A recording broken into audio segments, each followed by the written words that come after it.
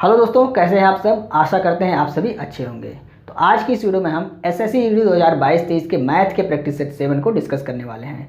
इससे पहले हमने मैथ के 6 प्रैक्टिस सेट को डिस्कस किया हुआ है। यदि आपने उस वीडियो को वॉच नहीं किया हुआ है तो आप उसे प्लेलिस्ट में वॉच कर सकते हैं। तो आज की वीडियो को स्टार्ट करने से पहले यदि अभी तक आपने चैनल को सब्सक्राइब नहीं किया है तो चैनल को सब्सक्राइब कर लें और वीडियो को लाइक और शेयर करना ना भूलें। तो आइए आज की वीडियो को स्टार्ट करते हैं। तो आज का पहला प्रश्न देखते हैं। यदि x प्लस वाई बराबर 11, तो यहाँ पर दिया हुआ है -1 पर पावर x प्लस में 1 पर पावर y के बराबर है। यह किसके बराबर है? जहाँ x और y पूर्ण संख्या है। तो x और y अगर पूर्ण संख्या है तो 11 कब आएगा? या तो x बराबर 6 होगा और या तो x बराबर 5 होगा। और y बराबर, जब x बराबर 6 होगा तो y बराबर 5 होगा और जब x बराबर 5 होगा तो y बराबर 6 होगा।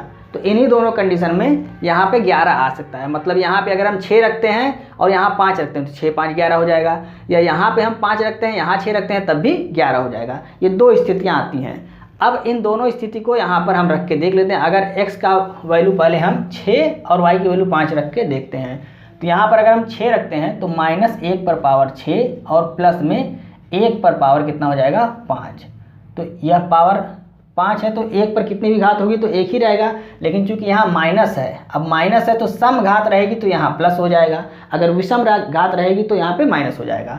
तो यहाँ सम घात है तो यहाँ क्या हो गया? 1 + 1 बराबर 2 हो गया। अब दूसरी कंडीशन को लेते हैं। यदि यहाँ पर हम x के स्थान पे 5 रखते हैं तो -1 पर पावर कितना हो जाएगा? 5 और प्लस में 1 पर पावर कितना हो जाएगा? 6। अब चूंकि यहाँ पर विषम संख्या आ गई पावर में तो यहाँ पे क्या हो जाएगा? माइनस हो जाएगा। मतलब -1 हो जाएगा और प्लस में 1, ये दोनों कट के कितना हो जाएगा? 0 आ जाएगा। तो यहाँ पे हमको जो वैल्यू प्राप्त होगा या तो 2 प्राप्त होगा या तो 0 प्राप्त होगा। अब ऑप्शन देख लेते हैं हम। तो ऑप्शन में यहाँ पर -2 दिया है तो ये तो होगा नहीं, 0 दिया है, इसलिए ऑप्शन नंबर चौथा हमारा राइट आंसर हो जाएगा। आइए दूसरा प्रश्न देखते हैं। यदि g बराबर ब्रैकेट में दिया हुआ है 96/12 प्लस में 14 गुणे ब्रैकेट में है 12 प्लस में 8/2, तो g के 1/4 का मान क्या होगा? ये हमको ज्ञात करना है। तो सबसे पहले हम g का मान निकालते हैं। तो इस ब्रैकेट को इस ब्रैकेट को हम सॉल्व करते हैं। तो यहाँ पे अगर इसको आप ऐड करेंगे कितना हो जाएगा? 20 हो जाएगा, 12 8 20। और यहाँ पे 96 में 12 से भाग देंगे तो 12 8 96, यहाँ 8 हो गया। तो g बराबर हमको प्राप्त हो गया 8 प्लस में 14 गुणे 20 और ये भागा है 2, 2 दहियम 20 हो गया और 14 दहियम कितना हो गया? 140 और 8 इसको ऐड कर लेंगे मतलब 148। ये 14 दहियम 140 और 8 48। तो ये g बराबर निकल गया। अब कह रहा है g का 1/4, तो 148 का 1/4 मतलब 1/4। तो 4 × 12 और 4 × 7 28, यानी कि 37 हमारा राइट आंसर हो गया। ऑप्शन नंबर दूसरा हमारा राइट आंसर है। आइए तीसरा प्रश्न देखते हैं। वह छोटी से छोटी संख्या ज्ञात कीजिए जिसे क्रमशः 20, 48 और 36 से विभाजित करने पर 13, 41 और 29 शेष बचता है। तो वह छोटी से छोटी संख्या मतलब हमको एलसीएम निकालना है किसका? इसका 20 का, 48 का और 36 का एलसीएम निकालना है। लेकिन उससे भाग देने पे जब 20 से भाग देंगे तो 13 बचेगा, जब 48 से भाग देंगे तो 41 बचेगा और जब 36 से भाग देंगे तो 29 बचेगा। तो सबसे पहले इसको हम यहाँ घटा देते हैं। 13 इसमें से घटाएंगे और 41 इसमें से घटाएंगे और यहाँ पे क्या है? 29 इसमें से घटाएंगे। तो घटाने पे कितना आ रहा है? यहाँ देखिए तो 7 आ जाएगा, यहाँ पर भी 7 और यहाँ पर भी 7, मतलब सभी में से 7 ही आ रहा है। तो हम इन संख्याओं का क्या निकालेंगे? एलसीएम निकालेंगे और उसमें से 7 घटा देंगे, वही संख्या हमको प्राप्त हो जाएगी। तो यहाँ पर देखिए 36 को इसको कल की वीडियो में बताया हुआ था, सहअभाज्य गुणनखंड में तोड़ते हैं। तो 9 चौक 36 हो गया, 16 तियाँ 48 हो गया और 5 चौक 20 हो गया आपका। तो यहाँ से देखिए हम 16 ले लेते हैं, 16 ले लेंगे तो यहाँ पे आपका 4 इसमें ऐड हो गया और उसके बाद 5 ले लेते हैं और 9 ले लेते हैं। 9 लेंगे तो उसमें 3 हो जाएगा, 16 में 4 हो जाएगा, यहाँ 4 हो गया और 5 हम ले लिए। इसका हम गुणा कर देंगे, कितना आ जाएगा? तो 16 × 25 80 और 8 × 9 72, यानी कि 720 एलसीएम हमारा आ गया। और इसी में से हमको क्या करना है? 720 - 7 यही कर देना है। कितना आ गया आपका? 713 हमारा राइट आंसर हो गया। ऑप्शन नंबर तीसरा हमारा राइट आंसर है। आइए नेक्स्ट प्रश्न देखते हैं। चौथा प्रश्न देखते हैं।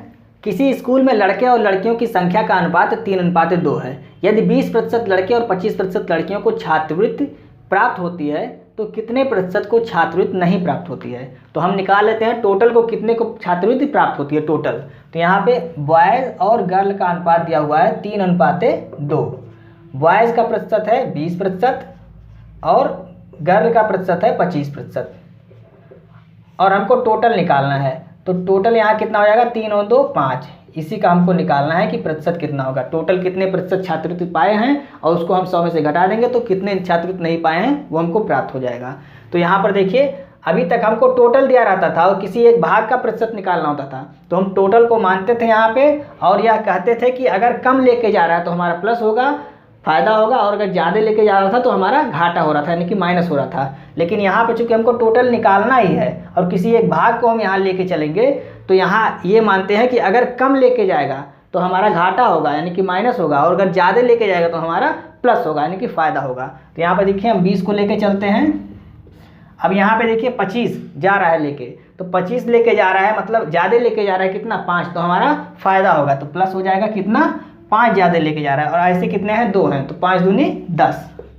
और निकालना क्या है ये हमको निकालना है, तो इससे हम भाग दे देते हैं। तो 5 दूनी 10, यहाँ पर आ गया 20 और प्लस में 2 बराबर 22%। तो 22% को छात्रवृत्ति मिली। अब इसको 100 में से अगर हम घटा देते हैं 100 माइनस 22 बराबर कितना आ गया 78%। इतने को छात्रवृत्ति नहीं मिली, 78% को छात्रवृत्ति नहीं मिली है। हमारा ऑप्शन नंबर चौथा राइट आंसर हो गया। आइए 5वां प्रश्न देखते हैं। रमेश के पास 50 पैसे, 1 रुपये, 5 रुपये के सिक्के क्रमशः 2, 3 और 5 के अनुपात में हैं। उसके पास कुल रकम रुपये 116 है, तो उसके पास 50 पैसे के कुल कितने सिक्के हैं ये हमको निकालना है। तो यहाँ पे अनुपात दे रहा है 50 पैसे, 1 रुपये और 5 रुपये के सिक्कों का अनुपात। तो 50 पैसे, 1 रुपये और 5 रुपये के सिक्कों का अनुपात यहाँ पर दे रहा है 2:3:5 यहाँ पे दिया हुआ है। अब चूंकि यहाँ पे टोटल रुपया दिया हुआ है तो हम इन सिक्कों को भी रुपए में कन्वर्ट कर लेंगे। तो यहाँ पर क्या हो जाएगा 50 पैसे के 2 सिक्के तो कुल रुपया हो गया 1 रुपये के 3 सिक्के तो कुल रुपया 3 हो गया, और 5 रुपये के 5 सिक्के तो 5 बचे 25 हो गया, और इसको ऐड करेंगे तो 25 और 4 कितना हो गया 29 हो गया। टोटल कितना है यहाँ पे 116, तो इसकी तुलना हम यहाँ के टोटल से करेंगे 29 से। निकालना हमको 50 पैसे के सिक्कों की संख्या कितनी है, यहाँ पे 2 है। 50 पैसे के कुल कितने सिक्के हमको निकालना है, 2 से हम गुणा कर देंगे। 29 से 4 बार में कर जाएगा और 4 में 8 यानी कि सिक्कों की संख्या कितनी हो गई 8। ऑप्शन नंबर चौथा हमारा राइट आंसर है। आइए नेक्स्ट प्रश्न देखते हैं। 6वां प्रश्न देखते हैं। कोहरे में चलने वाली गाड़ी एक व्यक्ति को पार करती है जो उसी दिशा में 3 किलोमीटर प्रति घंटे की गति से पैदल चल रहा है। वह व्यक्ति उस गाड़ी को 100 मीटर की दूरी तक 4 मिनट तक देख सकता है, तो गाड़ी की गति क्या होगी। अब देखिए उसी दिशा में चल रहा है, मतलब जिस दिशा में गाड़ी चल रही है उसी दिशा में आदमी भी चल रहा है, तो समान दिशा में चाल घटती है और विपरीत दिशा में चाल जुटती है।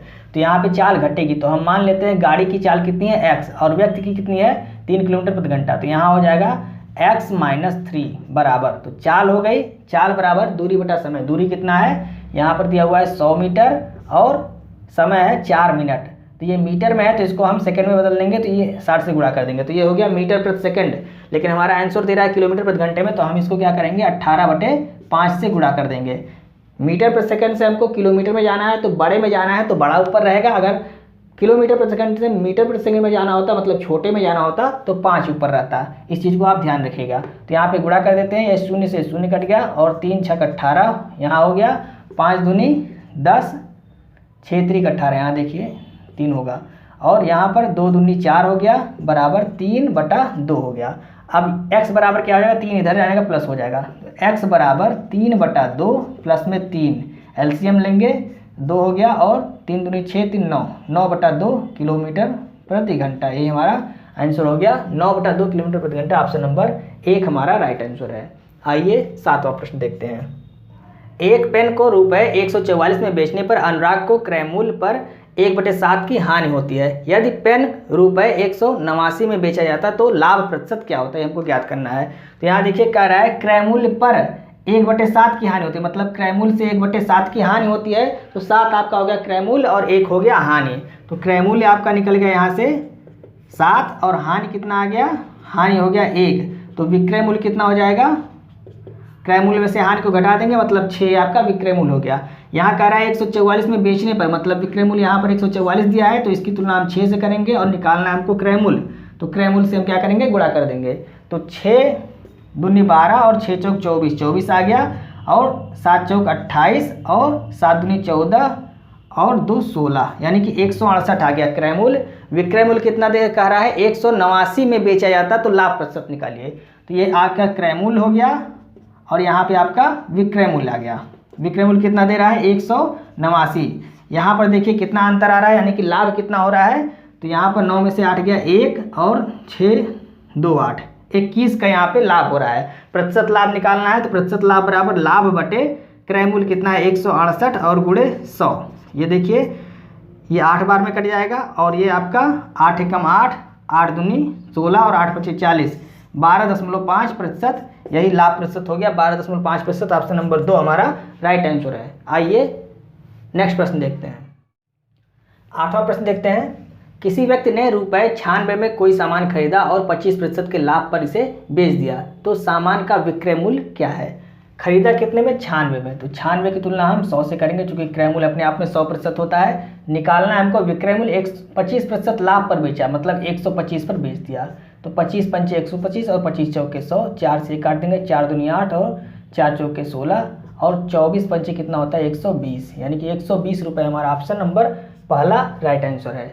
आइए 9वां प्रश्न देखते हैं।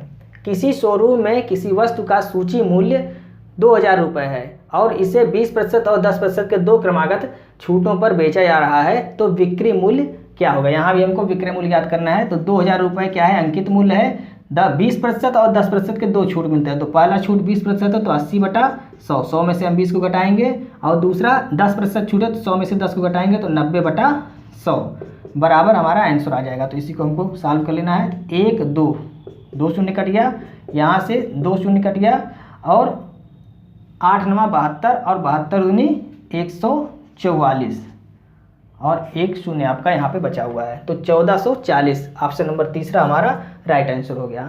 आइए 10वां प्रश्न देखते हैं। 81 परिणामों का औसत 54 है। यदि प्रथम 59 परिणामों का औसत 52 है और अंतिम 21 परिणामों का औसत 60 है, तो 61वें परिणाम की गणना करना है। तो यहाँ देखिए टोटल कितना है, 81 है, इसका औसत दिया हुआ है 54।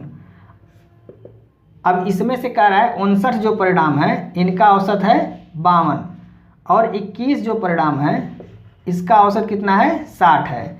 तो एक जो इसको आप ऐड करेंगे 59 और 21, तो 80 आ जाएगा। एक बचा हुआ है, एक काम को निकालना है, और यह जो एक बचा हुआ है यही आपका 61वां है। 61वां परिणाम है, इसी को हमको निकालना है। तो हम टोटल को लेके चलेंगे, और यह मानते हैं लेके जा रहा है। अगर कम लेके जाएगा तो हमारा फायदा होगा, मतलब प्लस होगा, और अधिक लेके जाएगा तो घाटा होगा, मतलब माइनस होगा। तो यहाँ देखिए 54 को हम लेके चलते हैं, प्लस हो गया। अब यहाँ पे ये देखिए 52 है, ये 54 है, 2 कम है, मतलब प्लस होगा, और ऐसे कितने हैं 59, तो 59 दूनी कितना हो गया 118, ये प्लस में हो गया। अब ये 60 है, ये 54 है, मतलब 6 ज़्यादा है, तो ज़्यादा है मतलब माइनस होगा, और ऐसे कितने हैं 21 हैं, तो 6 कम 6 और 6 दूनी 12, मतलब 126 हो गया। निकालना हमको ये, यहाँ पर 1 है तो 1 से हम क्या करेंगे, भाग दे देंगे।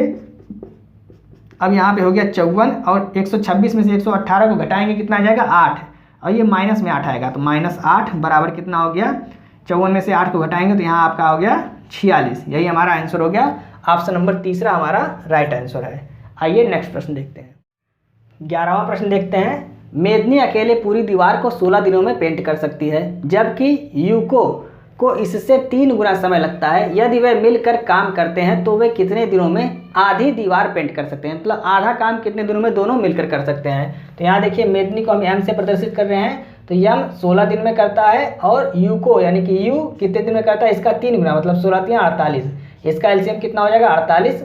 यह 3 दिन में एक दिन में 3 कार्य करेगा, और यह 1 दिन में 1 कार्य करेगा। दोनों अगर मिल के करते हैं तो कितना कार्य कर लेंगे एक दिन में, 3 और 1 4 कार्य कर देंगे एक दिन में। अब कहता है आधे कार्य को वो कितने दिन में कर लेंगे, तो आधा कार्य मतलब 24, इसका 48/2 मतलब 24 कार्य को कितने दिन में करेंगे, तो 24/4, 4 × 6 = 24, 6 दिन हमारा राइट आंसर हो गया। ऑप्शन नंबर तीसरा हमारा राइट आंसर है। आइए 12वां प्रश्न देखते हैं। अरुण और अमित एक काम को क्रमशः 9 और 12 दिनों में कर सकते हैं। यदि वे एक दिन छोड़कर एक दिन कार्य करें तथा अमित शुरुआत करता है, तो कार्य का 35/36 भाग कितने दिनों में समाप्त हो जाएगा। तो यहाँ देखिए कह रहा है कि अरुण और अमित, यहाँ हो गया अरुण और ये हो गया अमित। अरुण करता है 9 दिन में और अमित करता है 12 दिन में, तो इसका एलसीएम कितना हो जाएगा 9 चौक 36 और 12 तियाँ 36, यानी कि 36 हो गया। तो यहाँ 4 आ गया और 12 तियाँ 36, मतलब अरुण एक दिन में कितना कार्य करेगा 4 कार्य करेगा और अमित एक दिन में 3 कार्य करेगा। ये कैसे आ रहा है, तो 9 से इसमें भाग देंगे तो 4 आ जाएगा, 12 से इसमें भाग देंगे तो 3 आ जाएगा। अब दोनों मिल के एक दिन में कितना कार्य करते हैं, तो यहाँ देखिए अगर अमित और इनको अरुण और अमित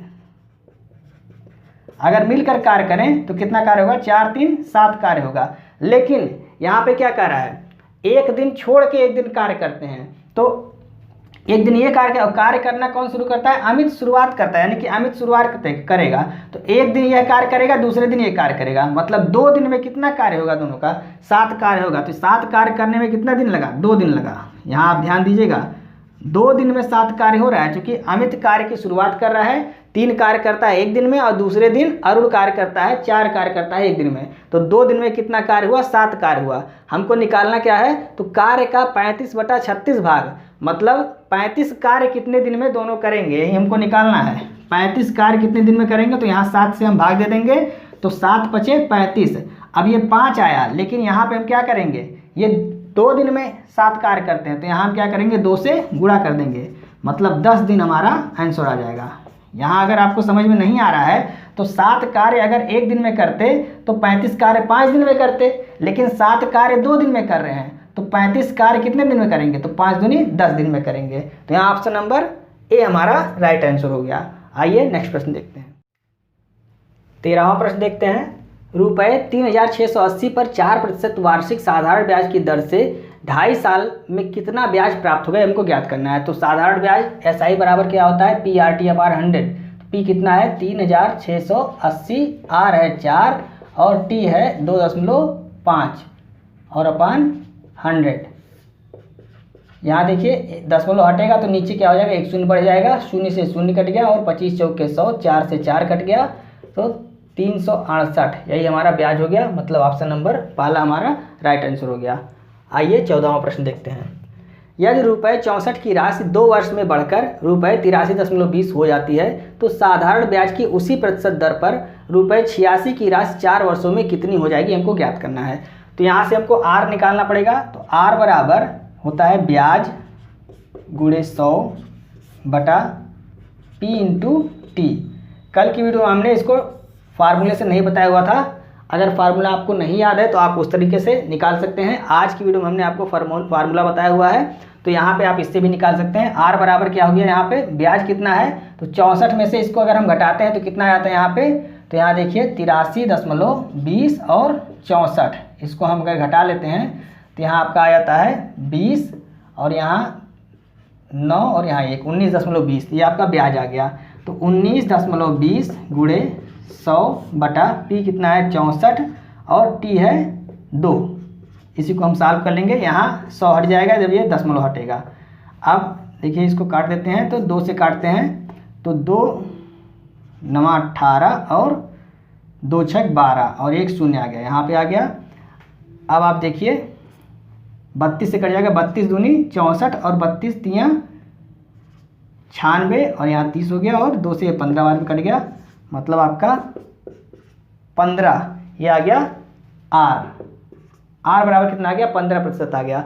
अब यहाँ देखिए उसी प्रतिशत दर पर 86 रुपये की राशि 4 वर्षों में कितनी हो जाएगी। तो अब इसको निकाल लेते हैं। दर है कितना, तो हमको क्या निकालना है, राशि निकालना है। तो सबसे पहले हम ब्याज निकाल लेते हैं। SI बराबर कितना हो जाता है, तो SI बराबर यहाँ होगा हमारा 86, P हो गया, R कितना है, R यहाँ पे आ गया 15 और T है 4 वर्ष बटा 100।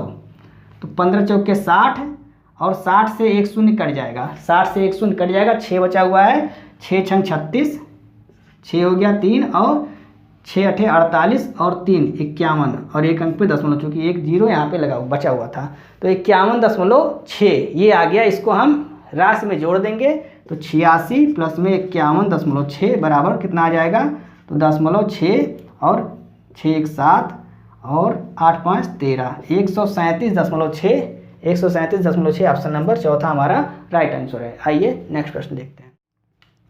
15वां प्रश्न देखते हैं। यदि किसी समचतुर्भुज की एक भुजा और दो में से एक विकर्ण प्रत्येक 16 सेंटीमीटर हैं तो समचतुर्भुज का क्षेत्रफल ज्ञात करें। समचतुर्भुज का क्षेत्रफल क्या होता है? क्षेत्रफल बराबर होता है 1/2 d1 इंटू d2, मतलब विकर्ण 1 और विकर्ण 2। यहाँ पे हमको दिया हुआ है समचतुर्भुज में, ये आपका समचतुर्भुज अगर है, इसमें हमको दिया हुआ है भुजा दी हुई है 16 और एक विकर्ण दिया हुआ है 16। तो अब हमको क्या ज्ञात करना है? यहाँ से दूसरा विकर्ण ज्ञात करना है। तो इसका एक फार्मूला होता है, बहुत इंपॉर्टेंट फार्मूला, इसको आप याद रखिएगा। 4a² बराबर d1 का स्क्वायर इंटू d2 का स्क्वायर। 4a² बराबर d1 का स्क्वायर इंटू d2 का स्क्वायर, ये इंपॉर्टेंट फार्मूला है। तो यहाँ पे आपका a कितना दिया हुआ 16, तो 4 और 16 का स्क्वायर कितना हो जाएगा 256 बराबर d1 एक हमको दिया हुआ है, तो यह भी आपका 16 है, तो इसका स्क्वायर कितना हो जाएगा 256 और इंटू d2 हमको d2 का स्क्वायर निकालना है। अब यहाँ से यह 256 इधर जाके घट जाएगा, तो यहाँ 4 256 है, तो एक 256 जब घट जाएगा तो 3 जो 256 हो जाएगा, मतलब d2 का स्क्वायर बराबर हो गया 3 और इंटू 256, एक 256 इधर आके घट गया। अब इसका हम वर्गमूल निकालेंगे तो कितना हो जाएगा? इसका तो वर्गमूल कितना हो जाएगा 16 हो जाएगा और इसका क्या हो जाएगा √3 हो गया, मतलब d2 हमारा आ गया 16 √3। अब यहीं पर हम निकाल लेंगे 1/2 इंटू 16, एक है 16 और दूसरा आ गया है 16 √3, तो यहाँ से 8 बार में कट जाएगा और यहाँ देखिए 8 6 48 और 8 1 कम 8 और 4 12 √3, यानी 128 √3। ये हमारा ऑप्शन नंबर चौथा राइट आंसर हो गया। आइए 16वां प्रश्न देखते हैं। उस घनाभ का आयतन ज्ञात करें जिसकी लंबाई 24 सेंटीमीटर, चौड़ाई 18 सेंटीमीटर और ऊंचाई 16 सेंटीमीटर है। तो घनाभ का आयतन क्या होता है? लंबाई गुणे चौड़ाई गुणे ऊंचाई। आयतन बराबर L into B into H, मतलब लंबाई चौड़ाई और ऊंचाई। तो 24 गुणे 16 और गुणे कितना है 18, इसी का हम गुणा कर लेंगे। 18 से हम इसमें गुणा कर लेते हैं, तो 18 चौक 72, 2 हो गया, 7 यहाँ पे कैरी हो गया और 18 दूनी 36 और 36 और 4 40, 3 43, ये हो गया गुणे 16, तो 16 दूनी 32, 2 हो गया और 16 3 48 और 3 51, फिर 16 चौके 64 और 5 तो 69, यहाँ पे आपका हो गया 6912 ऑप्शन नंबर चौथा हमारा राइट आंसर है। आइए नेक्स्ट प्रश्न देखते हैं। 17वां प्रश्न देखते हैं। संख्याओं 5 17 68 17 32 45 64 37 93 45 78 32 35 और 45 की माध्यिका ज्ञात करनी है। तो माध्यिका का मतलब होता है जो मध्य में संख्या होती है वही माध्यिका होती है। तो अगर विषम है तो मध्य वाली संख्या माध्यिका हो जाएगी। अगर सम संख्याएं दी गई हैं यहाँ पे टोटल, तो हम बीच वाली दो संख्याओं को ऐड करके बटा 2 करते हैं। यहाँ पर देखते हैं कितना है 2 4 6 8 10 12 14 संख्याएं, मतलब बीच वाली 7वीं और 8वीं संख्या को हम जोड़ के 7वीं और प्लस में 8वीं संख्या को जोड़ के बटा 2 करेंगे। तो यहाँ पे हम सबसे पहले आरोही या अवरोही क्रम में रख लेते हैं। तो हम 8 पद तक रखेंगे आरोही या अवरोही। तो आरोही क्रम में हम रखते हैं, मतलब बढ़ते हुए क्रम में। पहले सबसे छोटा रहेगा, तो यहाँ पे 5 हो गया पहले नंबर पे, फिर ये दूसरे नंबर पे, तीसरे नंबर पे। 17 के बाद आपका कौन सा है, यहाँ पे देखिए 17 के बाद आपका फिर आता है 32, ये चौथे नंबर पे 32, एक और यहाँ पे है, ये 5वां हो गया। 32 के बाद आपका कौन सा आता है 35 यहाँ पे है, ये 6वां हो गया। और देखिए 35 कहीं है, 35 नहीं है, इसके बाद 37 है, ये 7वां हो गया। 37 के बाद आपका 45 आ रहा है, ये 8वां, ये 9वां, यहाँ एक और 45 है 10वां। तो हमको 7वें 8वें की ज़रूरत है, बस आगे छोड़ देंगे। 7वां पद और 8वां पद ले लेते हैं। 7वां है आपका 37 और 8वां है आपका 45, इन्हीं को हम ऐड करके बटा 2 कर देंगे। तो 7 5 12, यहाँ 2 हो गया और 4 3 7 1 8 हो गया, बटा 2 यहाँ आपका आ गया 41। तो हमारा आंसर कौन सा सही हो गया, ऑप्शन नंबर पहला हमारा राइट आंसर हो गया। आइए नेक्स्ट प्रश्न देखते हैं। 18वां प्रश्न देखते हैं। यहाँ पर प्रश्न दिया जा रहा है, आप ध्यान से देखिए। दिए गए पाई चार्ट में भारत के मोबाइल फ़ोन विनिर्माण कंपनियों के बारे में जानकारी प्रदर्शित है। निर्मित मोबाइल फ़ोन की कुल संख्या 12,40,000 है। कंपनी PQR द्वारा कुल कितने मोबाइल फ़ोन निर्मित किए गए। तो यहाँ ग्राफ में आपका प्रतिशत यहाँ पे प्रदर्शित किया जा रहा है। टोटल कितना है 12,40,000, ये टोटल है संख्या। तो टोटल की तुलना हम 100 से करेंगे, चूँकि जो ग्राफ बना हुआ पाई चार्ट बना हुआ है वो प्रतिशत में है, अंश में नहीं है। अगर अंश में होता तो हम यहाँ 360 से तुलना करते, तो 100 से हमने तुलना किया, निकालना है हमको PQR कितना है 25%। आप ध्यान से देखिए यहाँ पे 25% है, तो 25 चौक का यहाँ 100 हो गया, और 4 तियाँ 12 और 4 एकम 4, यानी कि आपका हो गया 3,10,000, 3,10,000, यही हमारा राइट आंसर हो गया। ऑप्शन नंबर बी हमारा राइट आंसर है। आइए 19वां प्रश्न देखते हैं।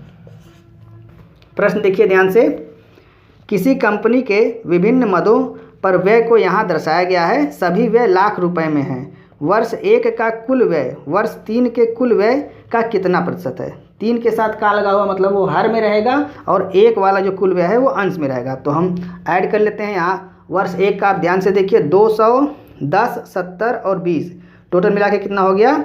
तो 300 हो गया। तो 300 आपका क्या हो जाएगा? अंश हो जाएगा। क्यों अंश हो जाएगा? क्योंकि 3 के जो वर्ष 3 के कुल व्यय का कितना, तो 3 के साथ का लगा हुआ है तो ये आपका हर में होगा। तो 3 वाला जोड़ लेते हैं, तो 120, 140, 10, 150, यहाँ टोटल मिला के हो गया 600। और प्रतिशत निकालना तो 100 से हम क्या करेंगे? गुणा करेंगे। यहाँ आपका 2 बार में कट गया और ये 50 बार में कट गया, मतलब 50% आपका राइट आंसर हो गया। ऑप्शन नंबर डी हमारा राइट आंसर है। आइए 20वां प्रश्न देखते हैं। 20वें प्रश्न में क्या कह रहा है?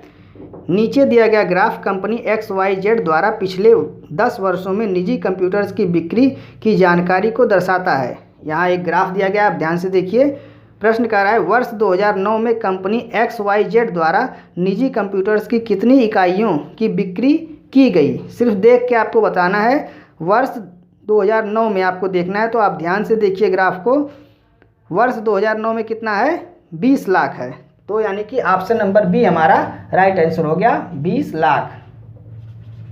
ग्राफ में आपको दिख रहा है, यहाँ पे केवल आपको देख के ही आंसर करना है, बाकी कुछ सॉल्व नहीं करना है। तो 20वें का हमारा ऑप्शन नंबर बी हमारा राइट आंसर हो गया। तो दोस्तों इस तरह से हमने आपको आज के प्रैक्टिस सेट के 20 प्रश्नों को समझाने की पूरी कोशिश की। उम्मीद है आपको समझ में आ रहा होगा। यदि आपको प्रश्न समझ में आ रहा है और वीडियो अच्छी लग रही है तो आप इसे अपने दोस्तों को भी शेयर करें, और वीडियो को लाइक और सब्सक्राइब करना ना भूलें। अगर आपको प्रश्न समझ में नहीं आ रहा तो भी आप कमेंट करके बता सकते हैं। अगर प्रश्न थोड़ा सा तेज़ी से बताया जा रहा है तो भी आप बताइए, धीरे बताया जा रहा है तो भी आप बताइए। कमेंट आप करेंगे तभी हमको जानकारी प्राप्त होगी कि आपको कैसे वीडियो पसंद है, मतलब और तेज़ चाहिए या आपको और धीमे चाहिए।